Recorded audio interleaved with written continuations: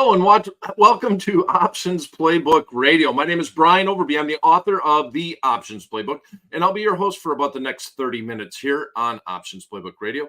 Today is Wednesday, April 3rd. The markets are open and rocking and rolling. We're going to look at a short-term butterfly in the S&P 500 index. The last few shows, we went into detail on our paper trading portfolio. We actually added the Russell 2000 index to that deep in the money paper trading portfolio with the expectations we want to get ahead of any potential rate cuts. Since that time, Chairman Powell has came out and said that they're not in any hurry to do any rate cuts. So with that mentioned, I think I'm going to start by running to the Fed Watch tool, and we're going to look at the June meeting. So the May meeting is about 28 days away. I'm highlighting here with my cursor that we're actually looking at the June meeting, which is June 12th, 2024. And we're still seeing about a 56% chance. Well, you could add this in, this little 1.5% that it would be a 50 basis point cut, but that's pretty much not going to happen. So we'll call it 57% chance that they're going to have a rate cut based off of the money, based off of where the futures are at. Now, the pundits, a lot of people don't agree with that. I think that the general consensus from all of the financial shows, or most of the people that are speaking on it, is that there won't be a rate cut. And when Fed Chairman Jay Powell came out and mentioned that they're not in any hurry, the market actually kind of got hurt a little bit. And we got about a 42% chance of it just staying. So the current rate is right here. This is implying there's about, well, a 43% chance if we want to round up and on this one also, and a 57% chance that they're going to cut it by 25 basis points. And the market has reacted a little negatively to kick off April. And, you know, a lot of times the old adage, sell in May and go away, is kind of playing out a little bit in the very first couple of days of April. The calendar has definitely hurt the markets this time of year. Usually if you had a strong May, a lot of times April will be a little bit weaker, and so far that has been the case. So with the options playbook, which I'm just going to click over to it right now and go to the strategies, what I'm going to look at, because we haven't done a short-term speculative trade, I was traveling. We focused on the paper trading portfolio where we were looking at all of our deep into money call options. That has performed quite well. So we made some adjustments. We rolled some of the option contracts up. Now we're going to come back and we're going to kind of go back to our plan. We're looking at a weekly trade. A lot of times in the SPX, every once in a while we do it in the Russell 2000 or whatever we're feeling for that week. And this week, I'm just going to stay a little bit more neutral with the marketplace. So with that said, we could look at an iron condor. I don't want to put an iron condor on in this short term, which I mean, by short term, I guess in my vision, I'm back to the swing of things. So I'm thinking just by Friday. I might look at one on Friday going out for maybe a couple of weeks, or potentially on Monday. But to start with, I would like to look at a short-term centered around where the underlying is at right now, right about where the S&P 500 index is. And it'll be a very speculative butterfly that we're going to put on. So let me scroll down. Here we are in the options playbook. This is the website for my book. And we're going to go down to the seasoned veterans, actually, not the all-stars. And we're going to look at a profit and loss graph for a long butterfly with calls. Now we're centering around the stock, so we could do puts if you would like. If you're centering it, if you're not going directional at all with a butterfly, I usually just I do the trade usually with calls, mainly because the listeners understand calls better than they do puts. But it really doesn't matter. If the stock is trading right at strike B, you could use calls, you could use puts, whichever one you would like to use, your choice, because they're all trying to accomplish the same goal. You just want the market to kind of stay where it's at. So this is one of my favorite indexes to trade in, which is the S&P 500 index, cash settled index. We're going to look at a long butterfly with calls. And the setup is we're going to buy strike A, sell 2 of strike price B, and then buy a call at strike C. Generally, the stock will be at strike B when you do this trade. So here's the setup. And we're going to run over now. Let's back out a little bit here.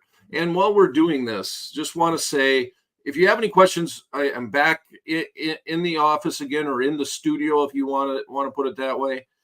Please put them in the chat box. If you are on the Tradier YouTube platform, we can address any questions that you might have.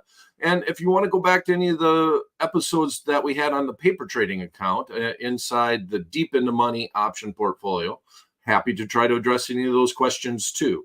But right now, I'm going to run over to the TradeHawk software, and we're going to go. This is in the test account, if you will. And we're going to pull up the S&P 500 index, good old SPX.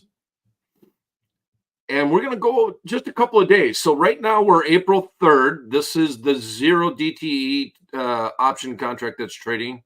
We're going to go out to the 5th. The 8th is Monday. This is Friday. I'm going to click on that, make sure it says April 5th. Inside the options grid, we got the calls on this side. We got the puts on this side. Market right now is up $21, up about 0.5%.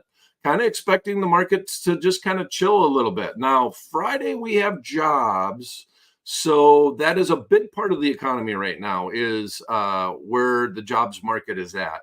So that makes me a little bit nervous that that's going to happen before the open on Friday.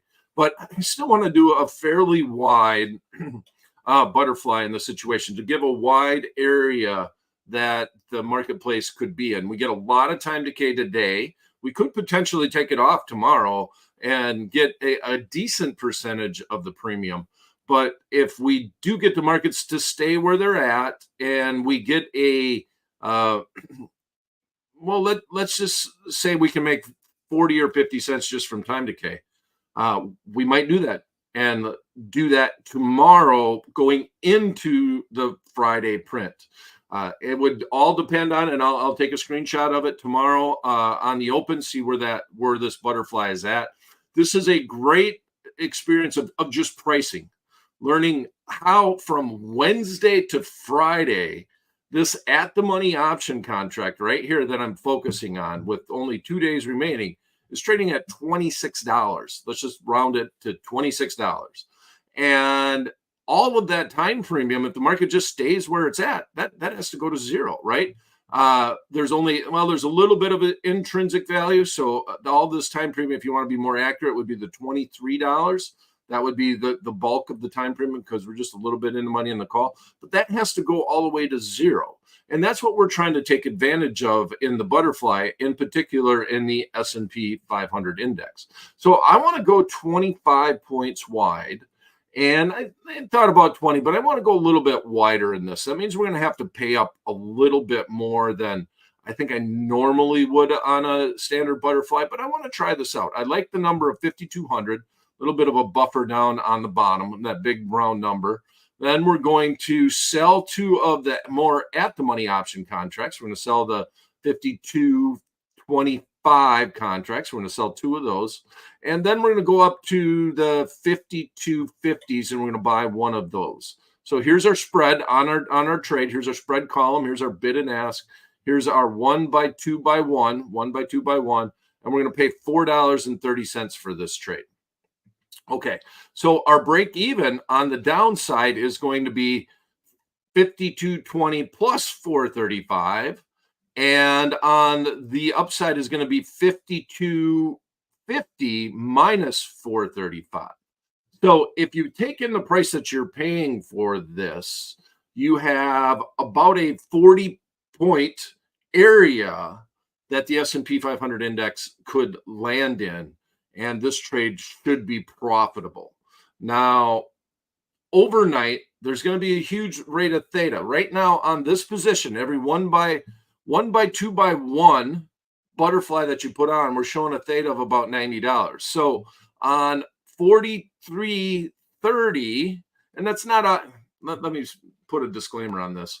If you're looking at Theta on very short-term options, it's not as accurate on longer-term options. On longer-term options, the models do a little bit better than on the short term. But with that said, this is implying that if the market just stays where it's at today, right around the 52.27 area, that you could make $90 on this position by itself.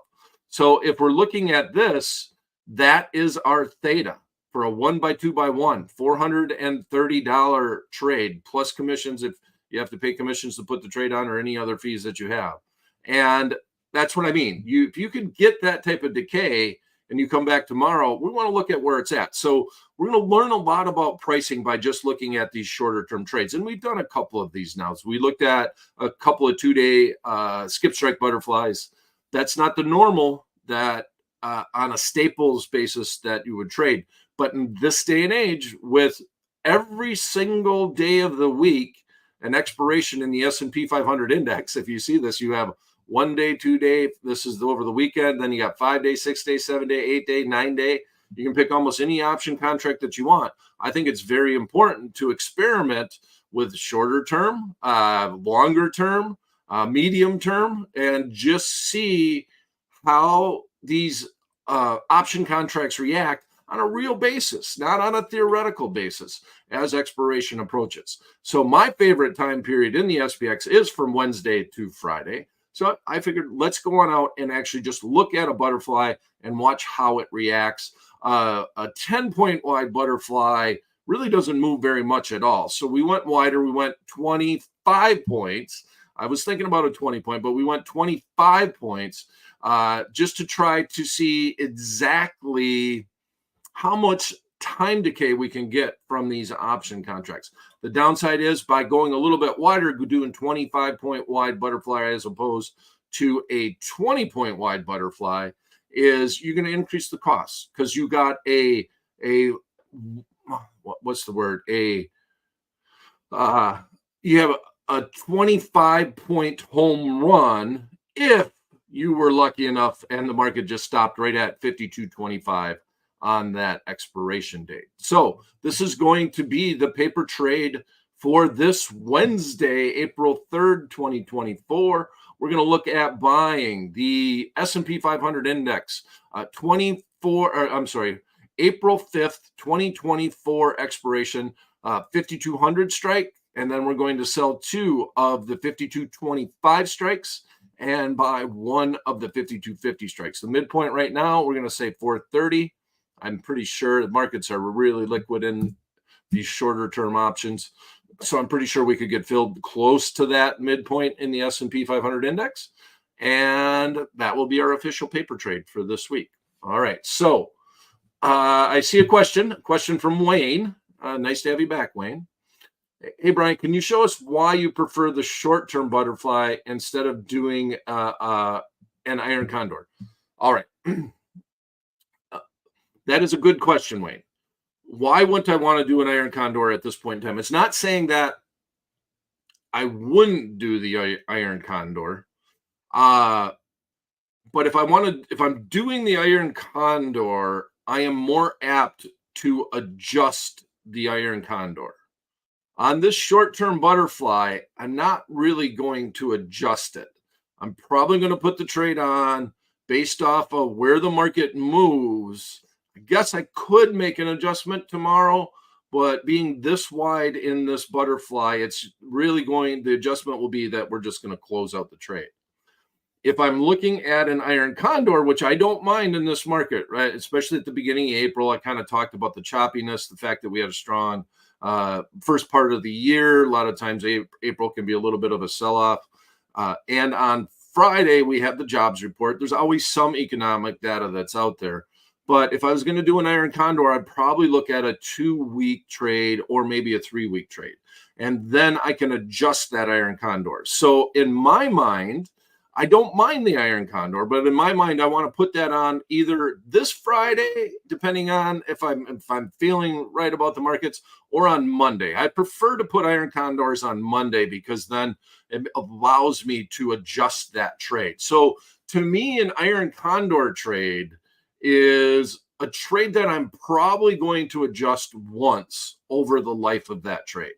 And so I think I'm going to do an iron condor on, let's call it Monday. I'm being wishy-washy about it. I think on Monday we'll do an iron condor, and we'll probably go out a couple of weeks in time. And if the market moves hard in one direction, we'll make that adjustment. All right. So thank you for the question.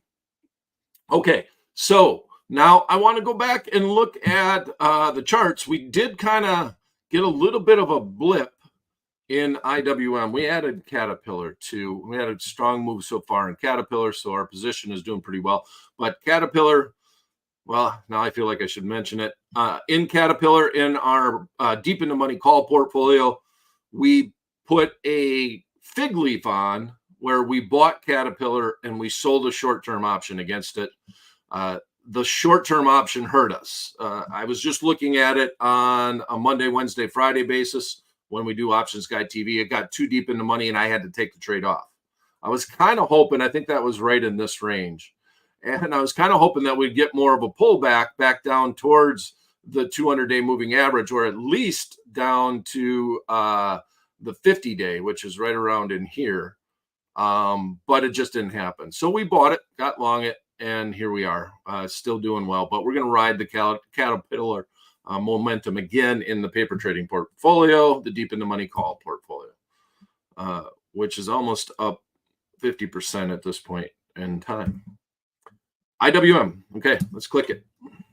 Okay, so with IWM, we did have the news and we came all the way back down. So we had a little bit of a head fake, and and the Russell 2000 index in general has a tendency to do that. This was a very weird, well-defined channel in the Russell 2000 index. If you remember, right down here, we actually bought a long straddle, wondering if we're going to get the bounce up or bounce down. Then we bought another long straddle right in here, right around 197.50. That panned out, but gosh, we're really having a lot of chop. We came up and hit. This is the area that I was kind of hoping we were going to break out of. I think it's a 12. I'd call it 212 right there, right at the top of this candle. And we came right up on it and we bumped, and now we're bouncing back. And this really has a lot to do with Chairman Powell saying that he's not in a hurry to lower interest rates. So trying to get ahead of the IWM curve, and that lower interest rates are very good for small caps. In general, it just makes them a little bit more sexy. So I still want to own the IWM. I'm not worried about the trade at all. We're going all the way out till June of 2025 on that position. But since we put that trade on, it has been hurting us a little bit.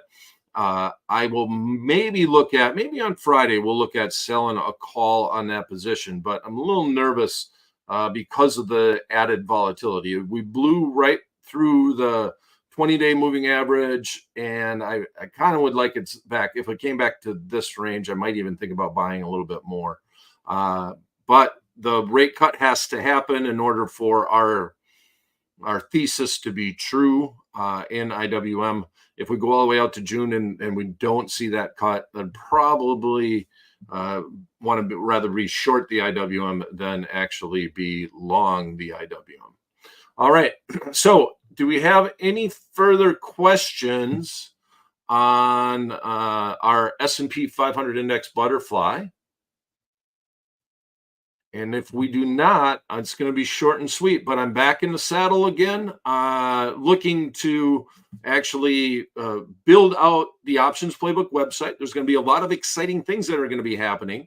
We're going to be adding a lot of new graphs to they're actually going to be interactive graphs. They're going to be showing you the profit and loss as expiration approaches. So those are some of the new things that we are doing on optionsplaybook.com. And I've already started looking at writing a few chapters on the management of positions.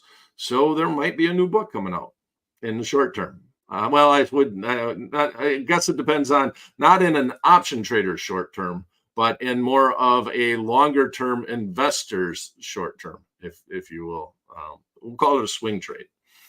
All right. My name is Brian Overby. I'm known as the options guy. I'm here on the Tradier Hub every Monday, Wednesday, and Friday at 11 a.m. Eastern time. We'll see you this Friday to see how our short-term S&P 500 index trade works out. And click subscribe, ring the bell, and thanks for coming, everyone.